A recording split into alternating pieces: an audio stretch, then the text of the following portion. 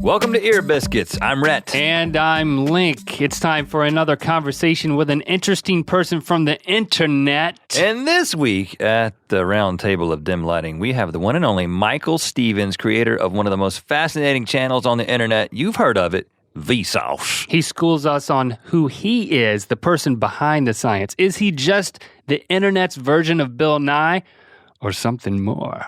We also talk about his surprising path to where he's at with Vsauce now and the unexpected way he came up with the name Vsauce. His initial viral success had nothing to do with science. So there's convolution happening here. We also discuss the secrets to how he gets so many views on his videos. Does being a Google employee give him an unfair advantage as a YouTuber?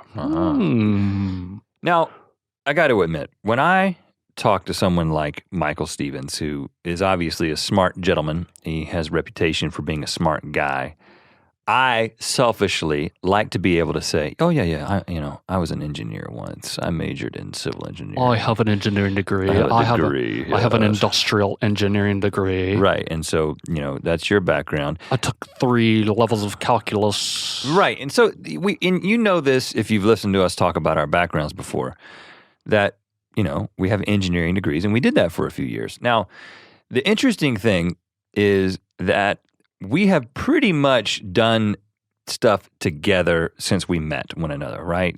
School.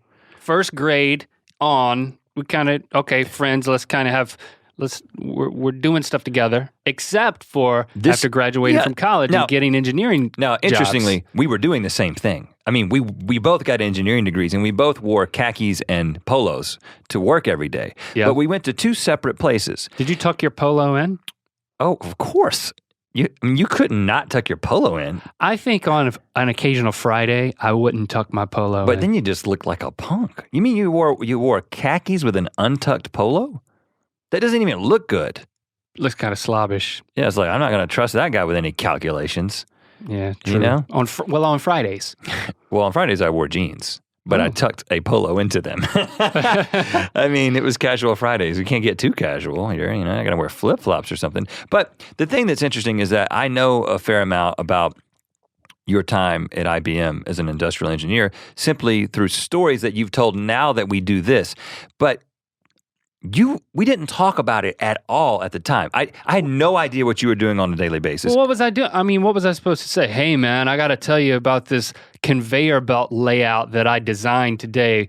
When the refurbished computers come down here, I figured out the best way to put them in a box and to tape the box. I actually bought the machine that tapes the box. It's amazing. Will you come to work with me and see the automatic box taper that I purchased? If you had talked about it like that, I would have shown up. Oh yeah, man. And these guys who work back there, they're from Africa and they're awesome guys and we're friends and they tape the boxes. That's how it worked. Well, but isn't it fascinating? Well, the machine taped the boxes. Isn't it fascinating that, now we know too much about each other in our day. I mean, we're with each other all the time. So, I mean, it's just our daily routine. What would you have told me? That's what I would have told you. I would have said, well, what I did today is I went on the internet and I just looked at ultralight planes and how they fly around, and I looked at some blogs about ultralights, and then my boss came over. So you procrastinated. And he had incredibly horrible breath that he would put his face up over the top of my cubicle and talk. He wouldn't come into my cubicle. He would just put his head over the top of it. So I would just see his face. And he would be like 7 to 9 feet from my face, but I would smell his breath. It was like a projectile halitosis. Oh, it was like right into my nostrils, and so much so that I had to alter my breathing. My manager's breath stunk really bad too, and we had offices. We didn't have cubicles. But so you wouldn't tell me anything about the actual job you did? Did you actually do work? Yeah. Well, but it's because in the specific sector of the engineering world that I was in, the energy market at the time, with the whole, this is kind of boring information, but long story short, with the Enron scandal, it drastically impacted the workload at a firm that was designing power plants. So much so that for the whole last year that I worked there, we did nothing except like read novels and go on the internet. Because there was no jobs, because it was all job-based. There was nothing you could do. Now, they told you they wanted you to be reading manuals and like learning standards, but no one did that, especially somebody like me who knew I wasn't going to do this forever. What were you supposed to be doing, though? Designing how thick a pipe should be that carries water out of it. Well, not how thick, but how big around. So, the first year. Okay. I'm glad you set that one straight. No, but how much, how thick a pipe is the wall thickness. How the diameter of a pipe is what I would determine. So the material and the diameter and how large the retention pond should be. So this is actually kind of fascinating. If you look at a power plant, the entire the grade, meaning the slope of the ground, when you look at a power plant, it's all graded to one side or to a number of sides, and there's a retention pond. Basically, it's like, okay, we've put these huge slabs of concrete out here on Earth, and now we have to take into account that we have changed the characteristics of this particular place so that when it rains, we've got to take that into account. And we've got to funnel all this water that comes off of these places, put them in a pond, and then distribute them, into the, off of, basically dam them up so they don't ruin anything. So there was an ecological consequence to what was happening, and you had to account for that by creating a retention pond. In like designing drains and then pipes that would route the water to the pond. And that Sounds awesome. I built ponds, but you couldn't even put fish in them. I was always like, let's put some catfish out there. How come the last thing that we don't do is turn this into a fishing pond? And everyone just looked at me like, because that's not what this is about, bruh. Makes me want to go back and do it now that you got me all fired up about it. Let's design some ponds, man. You can tape the boxes and I'll design the ponds. Let's do it. No thanks. Okay. I'm pretty grateful, and even more so right now after this conversation, of what I'm currently doing. Yeah. This is pretty great. And now you know why I never told you about that. Yeah, because I'm kind of sleepy now. But give me this one concession here. Every day, once a week, on Fridays, we need to start wearing khakis and tucked-in polos. Because I think that it's like professional, the opposite of Casual Friday. The rest of the world is enjoying Casual Friday, dressing like we're dressed right now. We have straight-laced Fridays. Straight-laced Friday. And everybody here at the studio comes in dressed business casual. And we're thankful that we have this slacker job, basically. We get to talk to each other every day. It's not a slacker job. Well, it's a fun job. It's a fun job. It's not a slacker job, but it's a fun job. Who else? I'm shifting gears now. Did you have anything else you want to say about that? No. I was going to shift back to Michael. Tucked in polos. And get into this thing. Because who else gets to talk to someone like Michael Stevens about his personal life? Nobody but us, Rhett. No one else is doing this, I don't think. Well, that's not true, but it's nice that you think that. But we did have a conversation with Michael about his personal life and also everything that led up to his amazing success on YouTube, which is 6 million subscribers on his Vsauce channel with titles for videos including, "Why are bad words bad? Is anything real? How much money is there on Earth? What if everyone on Earth jumped at once?" Now, let's talk to the man behind these irresistibly clickable titles. Here it is, our Ear Biscuit with Michael Stevens. Now, you've already gone through an energy drink, you're about to go through a coffee, and then we've got 2 backup waters. I know, but how come you have 2 waters? There are 3 of us. Well, I've already got one. Because I'm betting that we all aren't going to need a full bottle? An additional, we're going to share 1 bottle. We're going to pass. We're going to pass it. I shared a water bottle with Henry Winkler once. Really? Yeah. The Fonz? Yeah. I went to this film school in Orange at Chapman University for like 2 weeks over the summer. And he came and spoke, and he left his water bottle on the lectern, and afterwards I was like, free Fonz spit. So I took it. And drank it. No, I wouldn't dare, do that and taint the saliva. But I figured. Do you still have it? I don't know. I might. So it wasn't. See, when you said that, you were like, I shared a water bottle with Henry Winkler. I was like, oh, that means you guys were playing tennis together. And he was like, you want some of my water? He doesn't know that I took it, and I thought, if I ever drank out of this, it would be a little bit like kissing him. Yeah. And what did you think about that? And so then you drank out of it, or then you didn't? I was afraid to do that. So I just I probably honestly threw it away, but just kept telling the story. Right. Right, because it's really about the story. It's really about that. We once shared a lobby with Henry Winkler. Remember that? Yeah, he was in the lobby and so were we. That's pretty much it. Yeah. You shared it, though. Yeah, we were sharing it really good.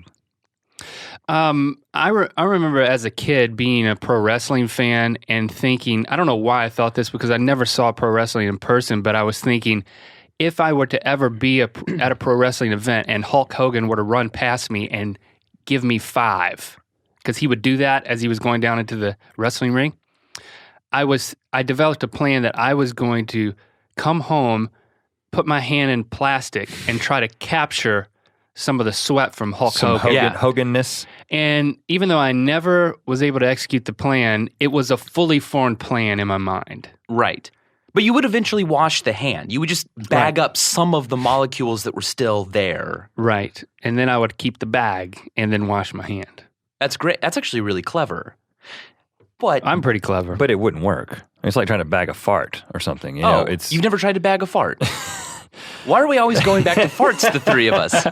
Last time you were here on the Mythical Show, we talked in detatel about diarrhea. Yeah, I feel like most of that got cut. I'm thinking it's for like the anniversary special deleted scenes bonus. But let me put it to you this way: you're breathing in atoms that Hulk Hogan has breathed in. You don't need to bag up a high five molecule. That's a good point. Just be yourself. In theory, though, but you can't point to it. Yeah, you want to create memorabilia. That's why you at least kept the water bottle for a few minutes or days or weeks or whatever. It might still be in my closet in my bedroom at home in Kansas. But is it true, though? That, I mean, statistically speaking, have we breathed the same molecules as Hulk Hogan? Like, oh, yeah.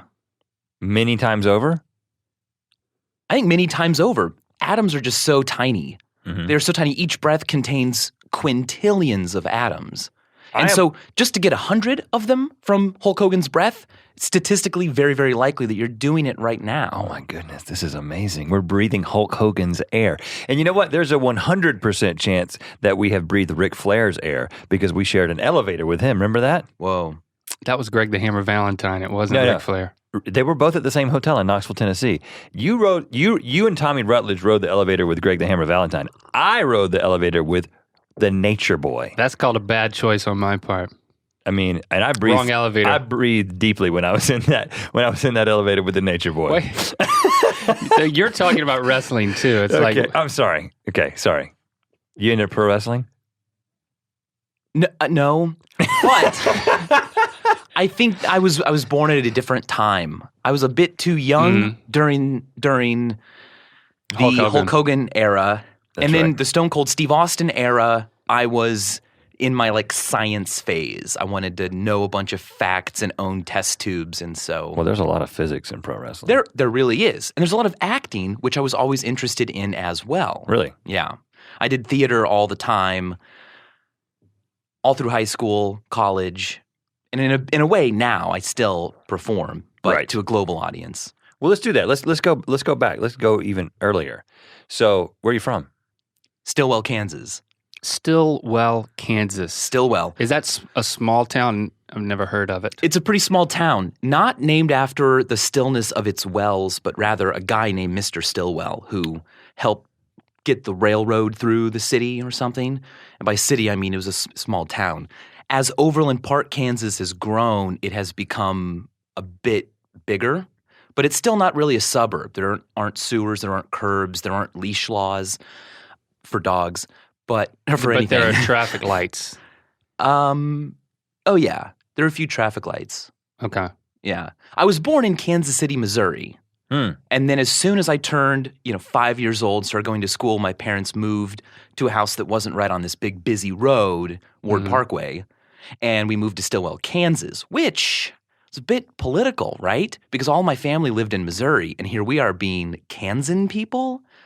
There's controversy there? Yeah, because were we traitors to the state of Missouri? Yes. I think so. By leaving. We only lived a mile from the border. I could just ride my bike over to Missouri. And we would do that. We'd go to Belton, Missouri to buy fireworks every year. Okay. Oh, so they got loose laws over there on the fireworks. Yeah. Like South Carolina. We would go to South Carolina. Right. Mm-hmm. Yeah. Right across the border, all the firework tents would set up They're over the awesome. summer. Mm-hmm. Yeah. So that was the thing. It was, I'm riding my bike across the border. That was kind of like an adventure for you as a kid. Yeah, and it was exciting because it's also a nerdy thing, borders, to be like, wow, like I can have one foot in Missouri and one in Kansas. And it's completely an arbitrary thing that humans made up. Right. But you're like, wow, there's something special about this. It's like sitting on the equator. We used to do that with the counties. We would be like, this is the Johnston County line. Was it Johnston County? Johnson County. Yeah, counties were a big deal back in North Carolina. Johnson County, that's where Stillwell is. Johnson County, really? Kansas. Yeah. Wow. This Johnson guy did a lot of counting. Well, ours was Johnston. So that guy's a jerk. He threw a T in there. Yeah. So did you grow up with both your parents? What was your family situation like? Yeah, definitely. I grew up with both of my parents and a sister, 2 years younger than me, named Melissa. Okay. And she is just so athletic. She played semi-professional American football on an all-girls team. What? Yeah. That exists? Just bought it. Yeah.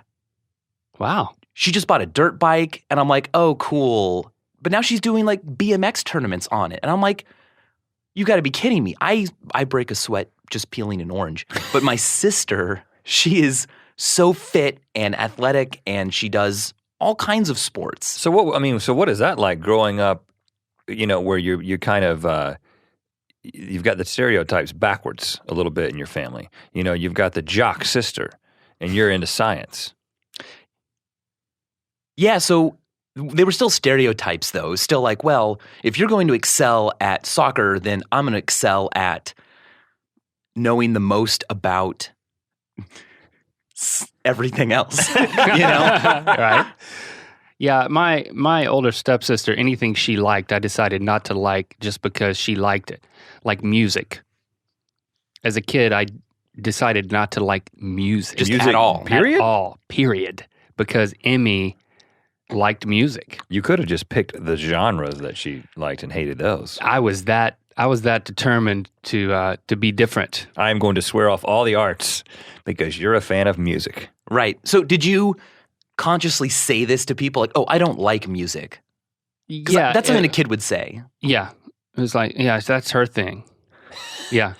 But then I slowly got into it. I mean, I got like Weird Al Yankovic tapes, which, you can argue that's not really music. So I was like, okay, this is like a comedy thing, something a little bit different. This is making fun of music, just like I do all the time. So. Have you heard this experiment? It has not been done before, but you have a child, step one, and then you raise your child only listening to Weird Al Yankovic so that when they go off on their own as an adult and they hear all of these songs, the originals, they think, who are these people ripping off Weird Al and not being funny?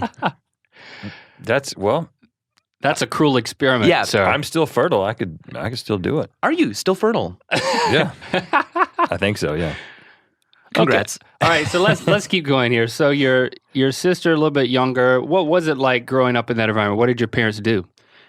What do they do? It was a fantastic environment. My mother right now is working as a para at a high school, and she's a crossing guard. A what? A para? A para. So she helps all the teachers, and she helps with students that need extra help and follows them around and gets to be in school all day in a high school, but then also gets all the high school breaks. So she's off for the holidays in the summer, which is perfect because it makes it easy for my sister and I to come home and visit and not have to have her take time off work and blah, blah, blah.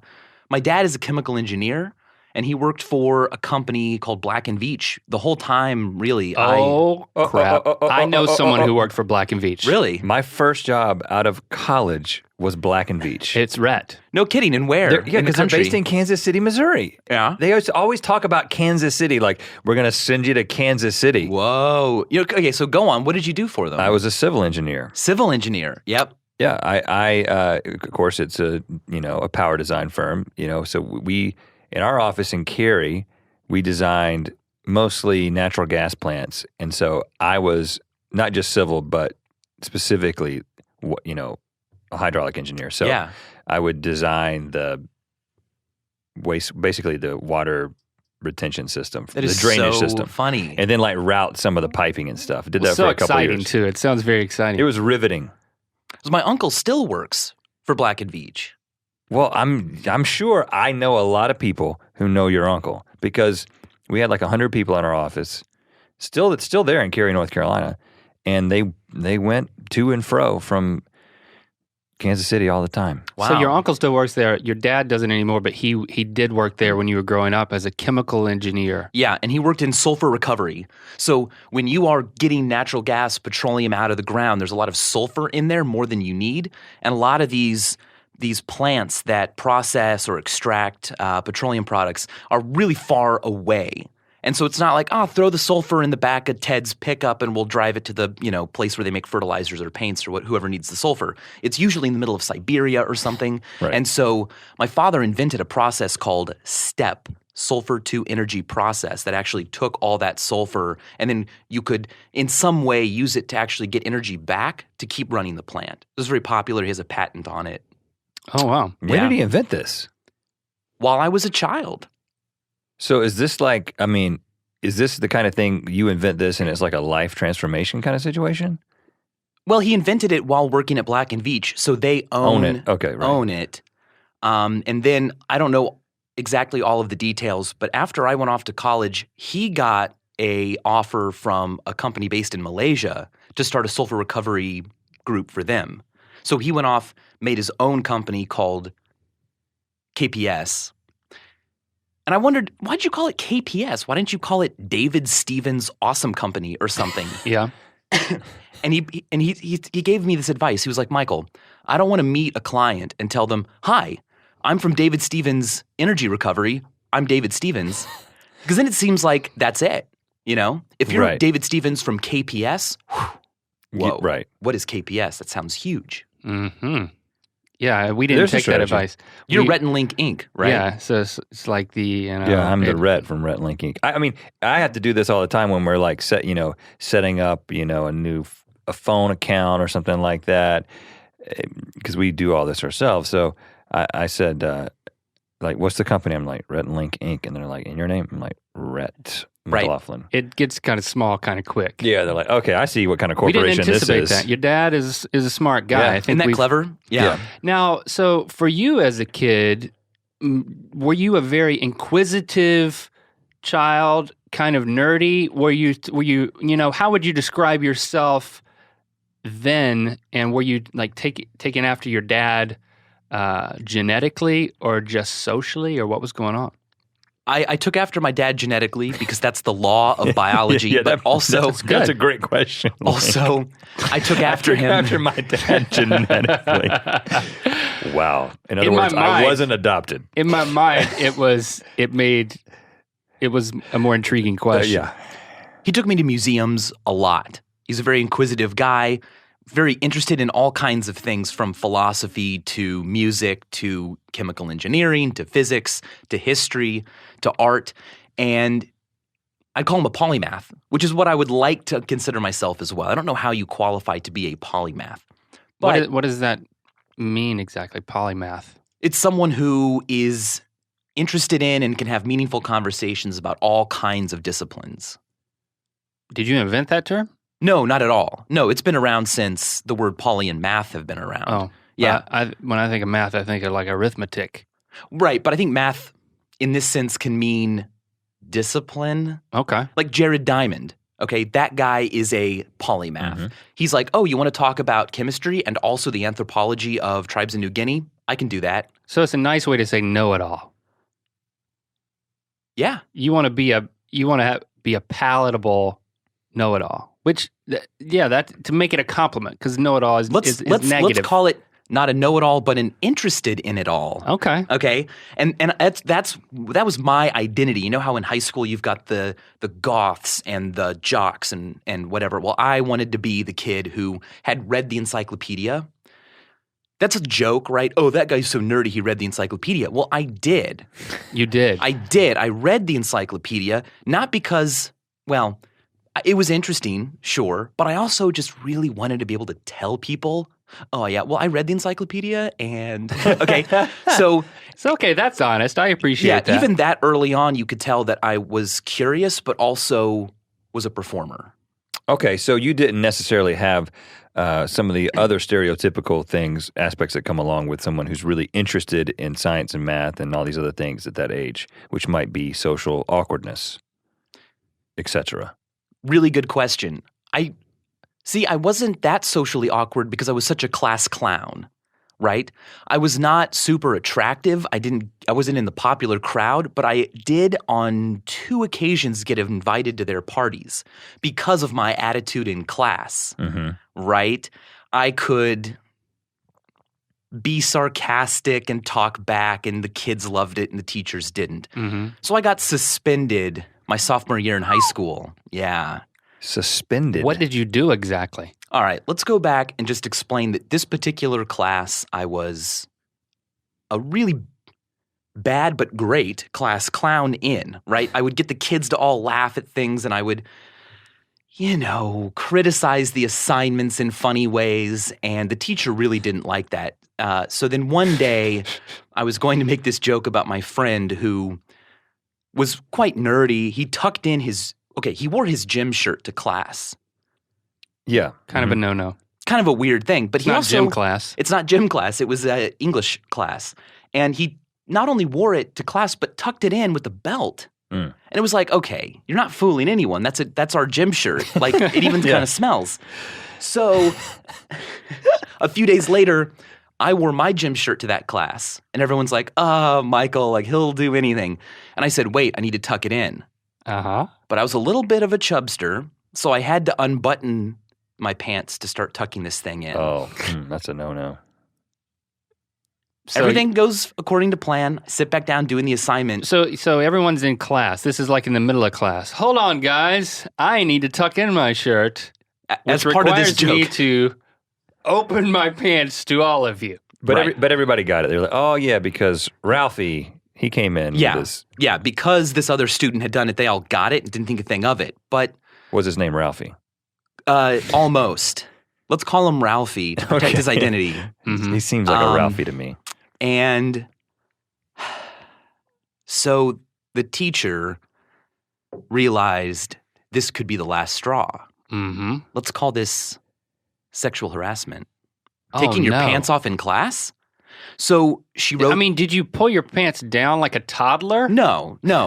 I unbuttoned and probably unzipped a little bit just so I could get my hand in there to tuck the shirt so around. you weren't like a toddler using the bathroom. You were like an old man tucking in his shirt. Exactly. Old men do this type of thing in public all the time. Yeah, I saw that this morning, yeah. I don't do that in public anymore, but the assistant principal shows up and takes me out, and as far as he knows, I just tore my pants completely off and did a striptease. Because the teacher used the term sexual harassment. Right. So he snatched you out of class, the assistant principal, and... So then I was stuck in what's called ISS, in-school suspension for that day. I've been to that, yeah. Yeah, right? And I wasn't able to explain to anybody what had really happened. I didn't even speak with the real principal. But I told the assistant principal, look, what happened is like I had been trying to get up to the cookie jar to steal a cookie, which is bad. And then as I do it, oh, whoops, I trip and my pants fall off. And now I'm in trouble for that. But that part was an accident. Whatever. The principal never heard my explanation, and so I was suspended for 3 days. Wow. Yeah. And I had to go to all my teachers and tell them that I was suspended for acting up in class, and it was up to them to give me any assignments I would miss so that I could do them while I was suspended, or they could just say, no, you deserve this, and I'd get zeros on those things. So that was kind of like a walk of shame to go to all my classes before my parents came and got me. And I was in a lot of trouble. And that kind of thing ends up being on your record, essentially, right? When you start trying to get into college. Yeah. So when I applied to colleges, fill out all the information, and there's that great question. It's just one question with a yes or no checkbox. Have you ever been convicted of a felony or suspended? Yeah, just lump it together. They're together, and if you check yes, you have to submit an explanation that you wrote separately. And you find yourself talking to colleges about your fly being open. Well, there was a kid, your Ralphie, pants being unbuttoned. He came to class with his gym shirt on. Yeah, and they would hear that and go, okay, I believe you weren't trying to harass anybody, but that's just not even funny. Like, that's not even a very clever trick. You tucked in a gym shirt? Like, at least get suspended for a good joke. Wow. But here's what happens. So I turned it around, and it wound up making my college applications stand out. Because I was gone for 3 days. I was a little heavy at the time, as I explained, needing to like do this whole like pants thing because I couldn't get a shirt in otherwise. And that summer, I mowed yards and ran and lifted weights every other day, and I lost like 40 or 50 pounds. Whoa, okay. And I got really tan. I mean, I was hot, all right? I was hot. And I came back that next year and so applied. So the suspension led to a physical transformation. Exactly. Huh. And beyond that, I did a bunch of community service that summer working at this nature park, which was cool because everyone else there was my age and they were doing court-ordered community service. So they were there because they, broke stuff, vandalized, stole things, were caught with drugs, whatever. But I was just the kid who was like, I really want to get community service hours. And sure enough, when I got back to school, I was hot. I became, I think, vice president of National Honor Society. So on those college applications. Which is what happens when you get hot, I guess. That's what happens when you get hot. Yeah. On my applications, it all says, yes, I got suspended. But it was a wake-up call, a clarion call to change that caused me to better myself. And now I'm ready for you, university. Nice. Yeah. Yeah. When I was doing community service at the nature park, this one kid that I really liked, hung out with a lot, he was there because he'd stole a canoe from a sporting goods store. That's tough. I'm like, how do you do that? And he's like, it made so much sense. If I tried to steal something small, I'd get caught. But if I just walk out of there with a whole canoe, people will think, well, he clearly knows what he's doing. No one's just going to walk out with a canoe. But the problem was his pants were unbuttoned and unzipped. You, sir. I think the problem was sexually harassing that canoe. Yeah, right? yeah. Is that what happened?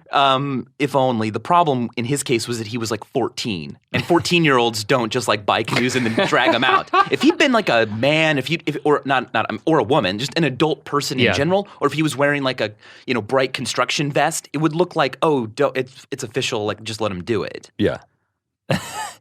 So he was there at the Yeah, and what's neat is because I was the community only service. person there who wasn't in trouble through juvenile court, I was given the most responsibility. I got to drive the golf carts around with all the plants and mulch or whatever. I got to kind of lead the projects. Yeah. So as you can see, I hit my nadir, and then I could only go up from there. And you did. Yeah, that's what got you into college. Where did you get into college? University of Chicago. And it was a result of this, like the essay that you attached? The sexual harassment explanation? I think it helped a lot, yeah. Wow. And you wanted to, or you studied what? I studied neuropsychology and English literature. Yeah. Okay. So, and you mentioned that you started getting into theater and performance and stuff. So that started a little bit earlier, but you carried that into college? Yeah, so in high school, I started doing exactly what I do now on Vsauce, which is I wrote informative speeches for a program called Forensics. That's like a club at your high school? Exactly. And then on the weekends, you would go to different high schools and you would perform informative speeches about 7 to 9 minutes long to judges, and then they would score all the public students. Speaking, not debate. It was not debate. It was competitive public speaking, okay. Right? And there are different events. You could also do oration, which is a speech that's a bit longer, and it's more about an opinion, letting people know about something or giving them information. Well, it's different than informative. And I did both, and I did my first informative speech about ketchup. And as a guy who had grown up reading the encyclopedia, I could come up with a lot of things to say about ketchup or tangentially involved in ketchup. And I was quite excited about these things. I mean, I talked the same way I do now. My first tournament, I got first place. And I was this freshman. For ketchup. I called it ketchup on ketchup. Okay. Yeah, I get it. Yeah. Play on words. Play on words. Now, let me tell you this. In high school, I went through puberty at like 8 years old. Not even high school. So I was like you had a beard. Really? When did you get the beard? Is that what you're talking about? Yeah, I think I was still in the womb when the beard was coming in. It was sprouting. Yeah. So before all the other guys caught up, I was like quite, mature looking and big, and I was the only guy in my high school who could play adult male characters in plays. Oh. So they hear that I'm doing speeches. I don't really act, but the drama teacher asked me to audition for repertory theater. And I just gave one of my speeches, and I think they just said, look, we need this guy because he looks so old. And sure enough, I performed in a lot of plays as the dad or the oldest man. Right. It makes sense because you'd rather use one of the students as opposed to like the janitors. I mean, sometimes they use the janitor, sometimes they use just a dad, somebody who works in the cafeteria. Unemployed dad. Right. And then it's like, that's a little creepy, this adult guy. Right. Yeah. So I could do it, and I already had like this kind of receding hairline, and that was so lucky. I mean, if there's any piece of advice here, it's that it's okay to kind of have a gimmick because you'll get in faster. I didn't have to necessarily already know how to act and a lot about theater. I just was able to say, yeah, sure, I'll be the dad. I'll be the old male figure. And that's what I did. But the other people that I acted with, the other kids, were so much more talented than I was. That was amazing. Because they were so good, I had to keep up with them and I had to learn, and I always felt like I was surrounded by people more talented than myself. And that can make you scared, but it can also be really inspiring. And so I think my life has been a story of trying to find those moments where I can be the one in the room who knows the least and is the least experienced and can hopefully get some of my surrounding colleagues' talent to rub off on me. So where was your mind when you went off to college and had that double major and this bent towards entertainment? I knew I was never going to be that great of an actor, but I got really into the theory of theater and directing. So William Ball and Bogart, I read everything they'd wrote. Yeah, so connect the dots for us in how it went from where you were at in college to where you're at now. So I'm doing a lot of theater, right? Especially directing. That's what I love to do. And then I saw a video, probably on College Humor or something. I don't think YouTube was quite there yet. And it was a mashup that took The Shining and made it look like a funny movie. Okay. Have you seen this? Yeah, it was Yes. a movie trailer that for a movie called Shining, which is this feel-good relationship thing between the son and Like a the family father. vacation. Yeah, he just the guy who edited it just chose the right moments to make it look like a family fun thing, and then he put music in that really pulled at your heartstrings. Yeah. And it floored me. That was so powerful. Today we take it as, well, anyone can do that. But at the time, this was like a landmark thing that you could take a famous piece of work like The Shining and make it mean something completely different without even needing to own a camera. It was just straight up editing. And that was huge to me. So I immediately joined our campus film group so that I could learn how to use editing software. And one of the first things I edited was Ferris Bueller's Day Off, the trailer, remixed to look like a horror film. Okay, so you did the opposite. I did the opposite, of yeah. Shining. And what I did, it was so simple, but it was a great exercise. I just took the entire movie, Ferris Bueller's Day Off, and then I took the trailer for Friday the 13th with Don LaFontaine's voiceover, and I used his voiceover as the template, and I just found Ferris Bueller's scenes to fit each thing that he said. So when he goes, 13 of her friends are dead, I took the nurse giving a hug to Sloane, right? Yeah. And it was really easy. You would just find a thing that kind of matched, and then you'd put it in this like spooky music. Sure. And yeah. And then where did you post that?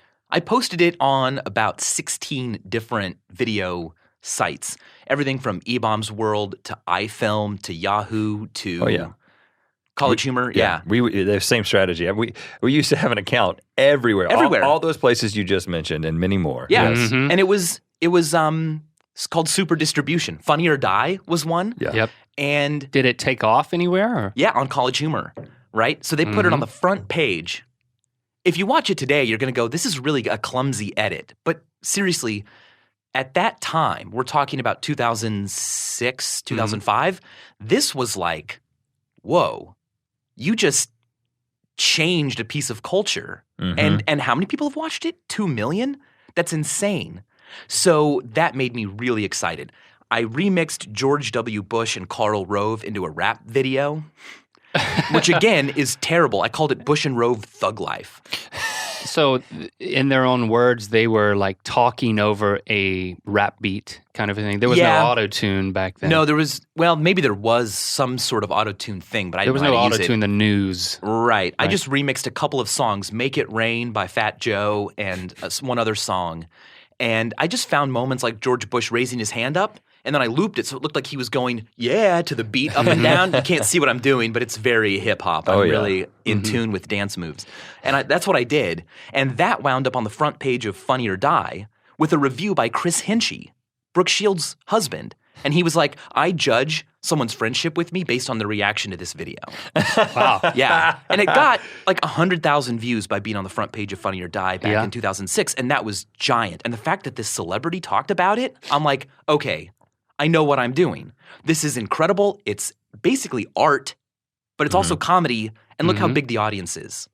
And it was just editing, just a little bit of editing that you learned by going to this club. It wasn't creating anything from scratch. It was basically using that editing, found footage template.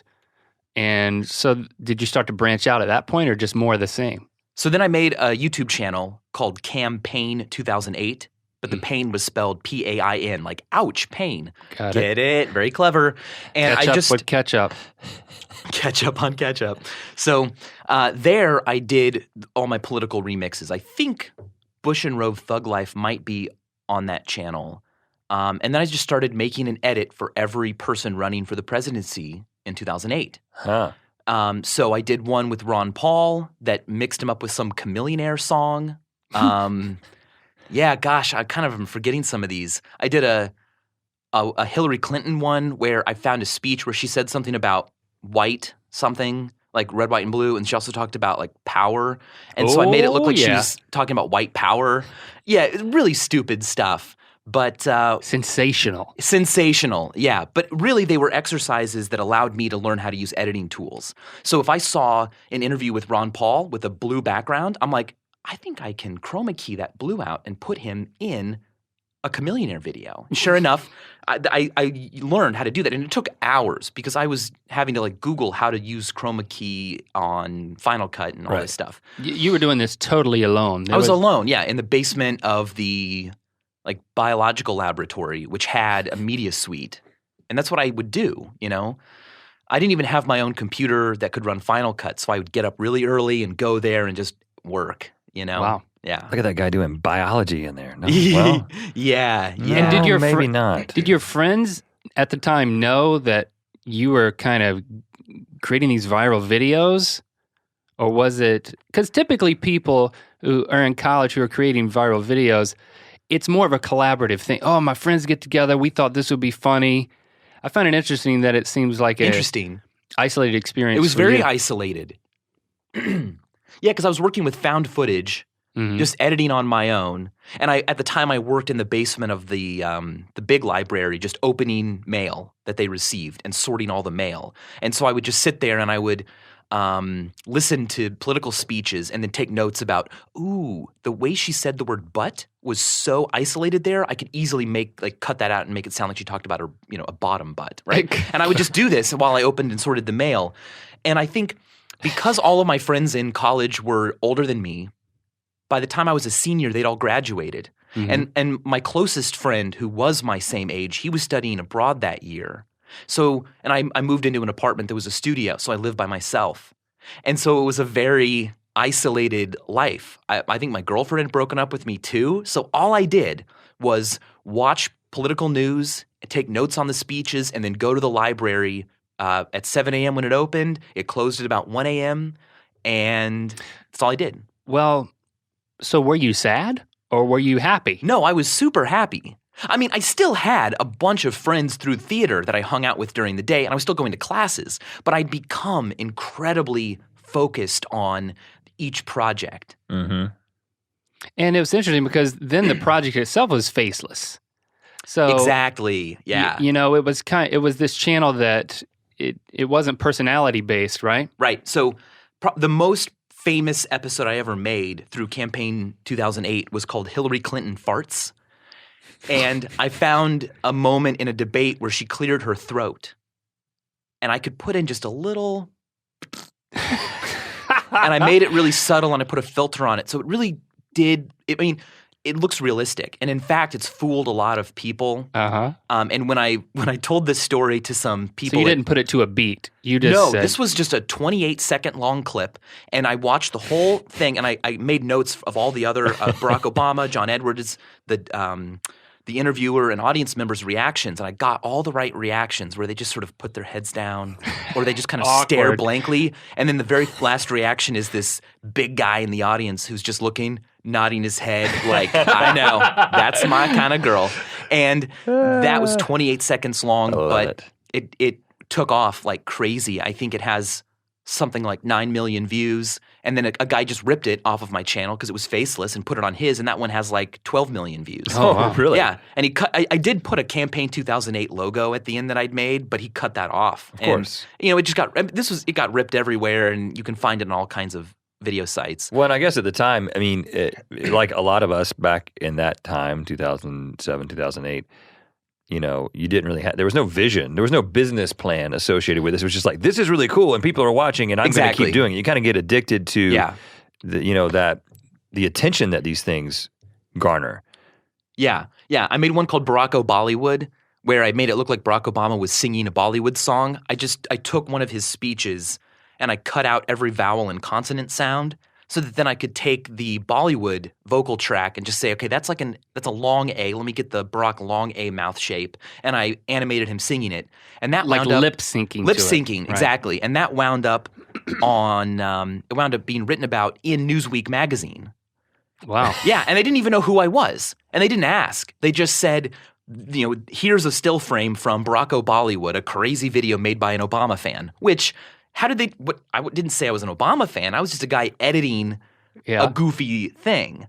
But it got in Newsweek, and that was insane.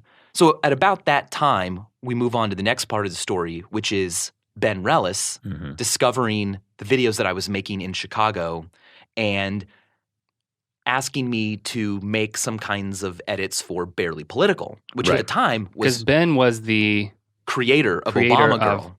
Yes. Right, yeah. And that was huge. That was like, when that came out, people were like, wait, Obama must have funded this. No one just does this on their own. A parody video had never really been made like that ever. So to this day, Obama Girl is in textbooks because the 2008 election was this like first election that social media was around for, and it was a big deal. So Ben, creator of Obama Girl, this amazing viral sensation, contacts you because he's seeing that you're doing something political, same thing. Right. Political comedy, yeah. Yeah. And so I made a piece for them that I was paid some flat fee for, and it was it was the same as Hillary Farts, but it was John McCain this time. And I got him calling up on a phone, laughing, and I made it sound like he was burping. And then I found footage of Hillary Clinton answering a phone and kind of like she's confused about the thing. And so he just keeps farting and burping over the phone. And then she's like, what? And then he just like laughs and hangs up, and that's the end. How did that one do? Oh man, I think it has like 3 or 4 million. Wow. Yeah, but again, so faceless. It was on that's on Barely Political. Political's channel at that point. Yeah. And so did that transition into a job? Yeah. Them? So then I started doing a lot of editing for the stuff that Mark Douglas and Rusty Ward were writing for Barely Political, and they would like overnight me the footage, and I'd edit the thing. Then when I graduated, it kind of turned into I would love to work with you guys all the time. And they were in New York, right? They were in New York City. So by about September, we'd worked out a deal, and I was hired full-time by Next New Networks, which owned Barely Political, and I moved out to New York City and did that for like 4 years. Right. And there's a number of things that are fascinating about this for me. I mean, I think when I first saw, because we've all witnessed, the explosive growth of your videos over the past year or so, especially. And like we're talking a 5 million subscriber jump in like a year time frame. Yeah. And I think the thing that, when you see something that becomes incredibly successful on YouTube as YouTubers, watching that, you conjecture and you try to figure out why it's working, and you make assumptions about things. And I just was thinking, okay, this guy obviously is from a science background. He's incredibly smart. And he was some professor somewhere, some scientist somewhere that got somebody was like, hey, we know how to produce this content, and we're going to put you here and make you do this. And it's just working great. That's just the assumption that I brought. But it makes so much more sense to hear the story, which is, obviously, you're a smart guy who read the encyclopedia, who can speak on these subjects with authority. But the reason that it's so successful is because you lived it. You discovered how things work on the internet personally, and personally produce these things in a way that you just can't pull some professor out of a college and say, hey, talk about this. I think it's fascinating. Even going back to your oration and how you speak and how it all came together. There's a background from that too. Yeah, I think a lot of people don't know that backstory. They think maybe that I'm just brought in and there's a whole team producing them. But up until a month ago, I was doing all the editing and everything. I researched and wrote, and then I shoot alone, just like Zay Frank. The camera has to be close enough to my face that I can reach out and press the record button and focus it. Yeah. To this day, I still shoot alone. Luckily, I have an editor now who can help me get that. He can work on the edit while I work on the next episode or on other projects. But yeah, I grew up with the internet. I grew up ever since maybe 2005. I think there have only been a few occasions I haven't made a video during a week since then. But some of them were faceless. They were just crazy edits or compilations that didn't say, hey, I'm Michael Stevens. Now, at some point, Next New Networks that you worked for was bought by Google, or something happened there, and kind of at the same time, with so many changes going on with how YouTube itself worked, there was a lot of Vsauce on the homepage of YouTube. And I remember there was a meeting amongst a whole bunch of YouTubers where YouTube people came in and explained all the changes. And at one point, there was an outrage where it was like, why is this Vsauce can get on the homepage all the time, but I can't anymore? What's happening? And then there's somebody saying, well, Michael is a Google employee. Right. And it's like, oh, that's the answer. And of course, I don't believe that's the answer. But, you rack your brain. And so is that really what it is, though? Do we need to become Google employees to really and explain first kill this thing? The acquisition, so that you're technically working for Google now. Of course, yeah. So first of all, no. I mean, I wish I knew how to get onto the front page. That is a super secret thing that is always changing, right? Which is kind of cool. In fact, I wish I knew more about how these algorithms are built, because there's not anyone who makes a conscious decision to curate anything onto the front page, because that's not a very YouTube-y thing, right? It should be, this is what people are watching. And you can actually surface super cool content faster using mathematical algorithms. So they'll detect, wait a second, Perez Hilton and Sports Illustrated both embedded this video? That's a weird combo. Clearly, this is something important. Get it up there. It's important, right? Or it's being viewed by a very diverse group of demographics. Get it up there, right? But the specifics of how all these things are weighted is a super huge mystery, I think, to almost everybody. But you're a Google employee, right? Yeah, so to go to the acquisition, Next New Networks had created a lot of really great shows, and we discovered a lot of great talent. For instance, the Gregory Brothers and Auto-Tune the News. Ben Rellis found Michael Gregory doing his little funny things, and we started collaborating with Barely Political and Auto-Tune the News. And so YouTube wound up acquiring Next New Networks so that we could take what we'd learned in the field making all of this stuff and send it out to partners at scale, right? And teach them what we had learned and give them advice and all of that. And by the way, Ben Rellis is the reason why the Mythical show existed. Working on the innovation side of YouTube from within YouTube and saying, what does YouTube want to invest in? Well, one of those things is long form. Us having a relationship with Ben, that's where the Mythical show came from, just as a side note.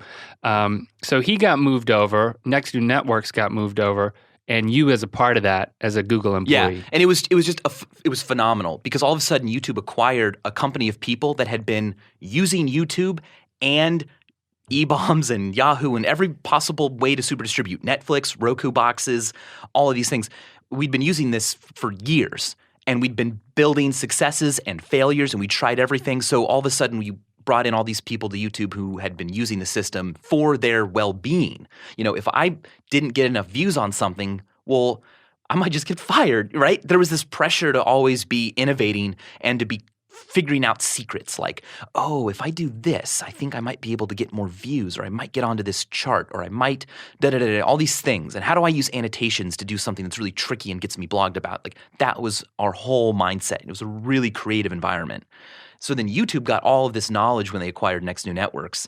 And now I work for YouTube as a programming strategist, spreading out my successes and failures and questions and challenges to other creators, letting them know, hey, I did this once, 2 years ago, and it worked really well. Or I did this and people hated it, so maybe don't do that. And how did the whole move to London factor into this? So I was a programming strategist in New York City, and they needed someone to do that same job in EMEA, which is Europe, Middle East, and Africa.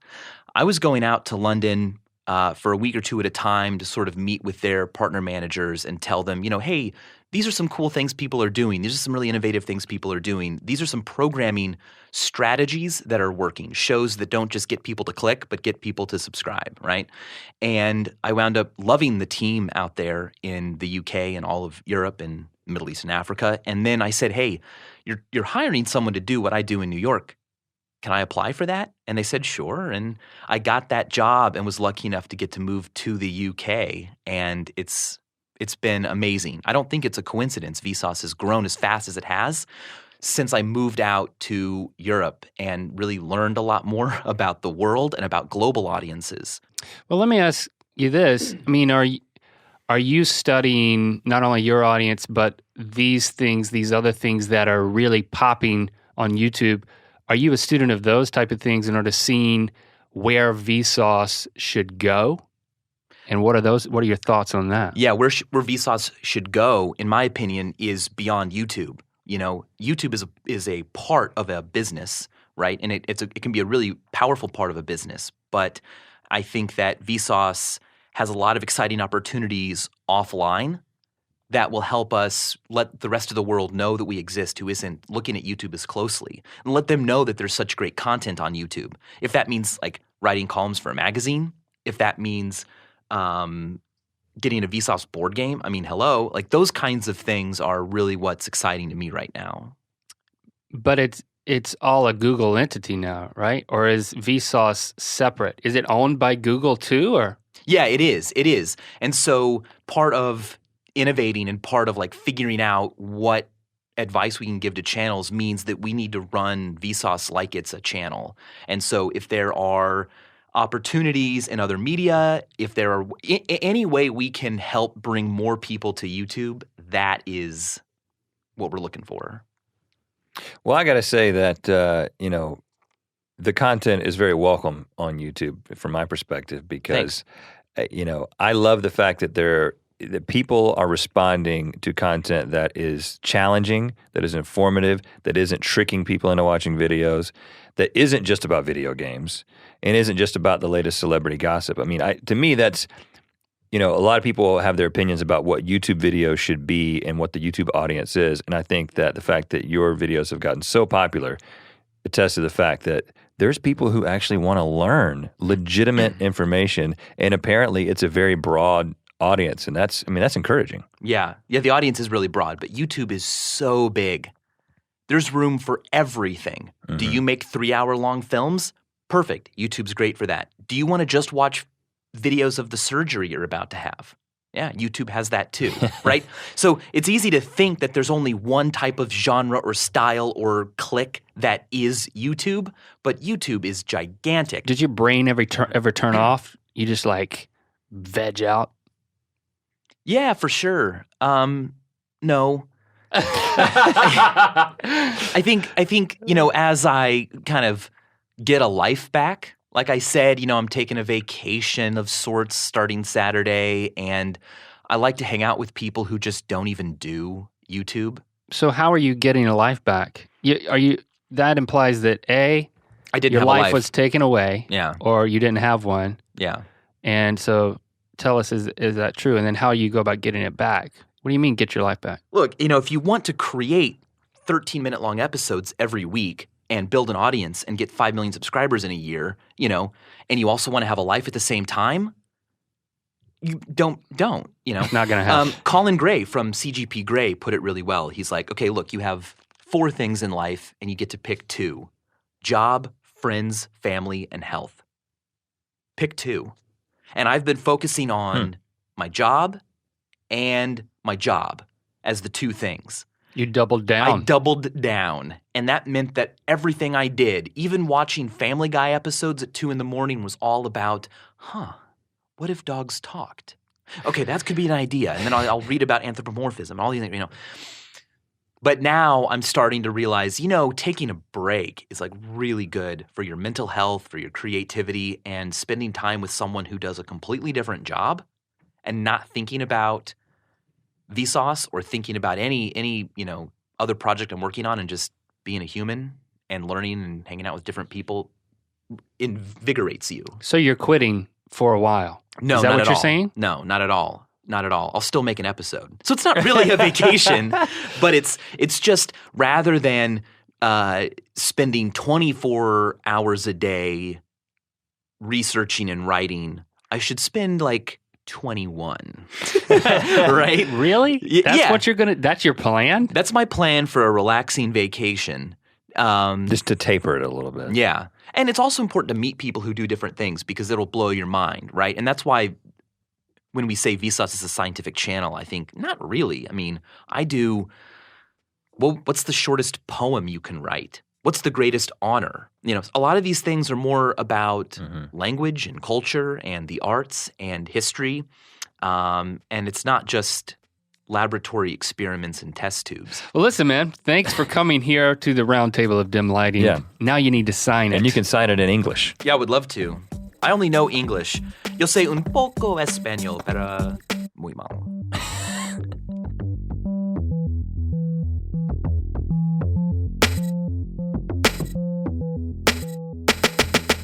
And that's it. Our conversation with Michael from Vsauce. He's not Vsauce. I know we would always refer to him as Vsauce, but he says Vsauce Michael here, but he's saying Vsauce is the audience. And it's just the thing. And then Michael is him here. I wasn't confused by that when he was here in the room, so I knew his name was Michael. And I appreciated kind of getting to know him as a person. I found it very fascinating. Timing is everything. I think we've learned that from a lot of these stories we've heard with the advent of the internet and YouTube and entertainment.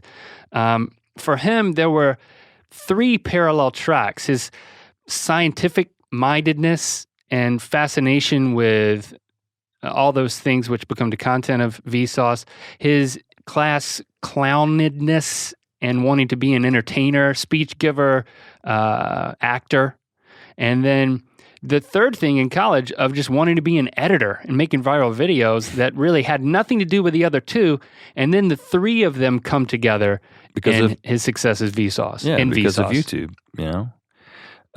Yeah, we definitely can relate to that and how these weird skills and, desire for something to happen and then the opportunity that YouTube provides leads to a career. It's nuts. But I did find it very interesting. He said that his friend said there are only 4 things, I think it was his friend. Well, somebody told him, there's 4 things you can have in life. There's 4 things in life, but you got to pick 2.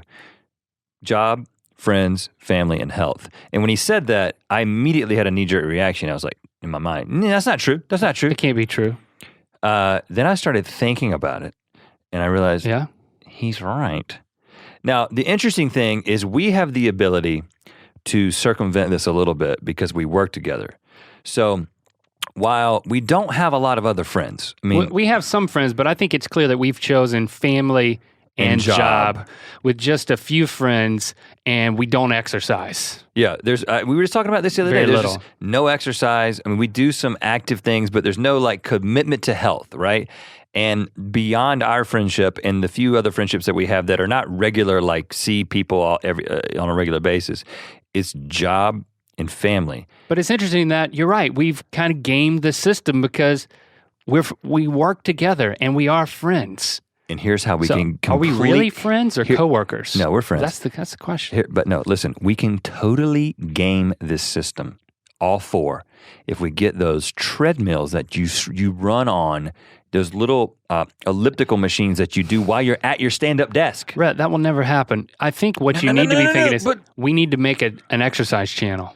We need to totally change our brand to just be like, we're personal trainers. Well, we could do an exercise channel. That's the only way to make it work. But just and as all one of the all things. the people that we're training are friends that we're making in real life, and they're like in the room. That's how we do it. That's how we game the system completely. Well, we could just get one of those little ellipticals. I'm not talking about the big elliptical that we had. I'm talking about this little thing, that little stair step thing that as we're at our stand-up desk, we're like, hey, I got an idea. If that's the noise you're going to be making the entire time, then you're going to lose the friendship aspect. I'm only going to be making that noise the first 3 months until my body adjusts. Or we could adjusts. Wow. Or we could just, come to grips with the fact that that's how it is, and we're choosing our two. And we get a little bit of friendship too, and we should just be thankful. But we shouldn't try to game the system. No. Without health, though, we'll die. But we'll be happy. Okay. Die happy. We didn't, I wonder what, he said right now he's got just job and job. Just job and job. So he's only picked one. Yeah, he doubled down and, well. Can't blame him. Really? Well, he's a single guy, he can kind of get away with it right now. So thanks, Michael, for coming in. Be sure to tweet at Michael and let him know. I'm actually looking right now. I think it's Vsauce. If you go to twitter.com/tweetsauce. Huh. Yep, that's it. You can let him know that you listen to this. Vsauce. You've gained an understanding of the man behind the science. And these two men are going to be here next week delivering you more stories. For some reason, I want to say stories from the road. I don't know why. Well, that's a new podcast that we're starting. It sounded good. We're going to start that on Sunday, Stories from the Road. But in the meantime, we hope you enjoyed this ear biscuit with a little bit of Vsauce on it. Ooh, think about that. A little bit of that green Vsauce on your ear biscuit. Mental picture, eat it.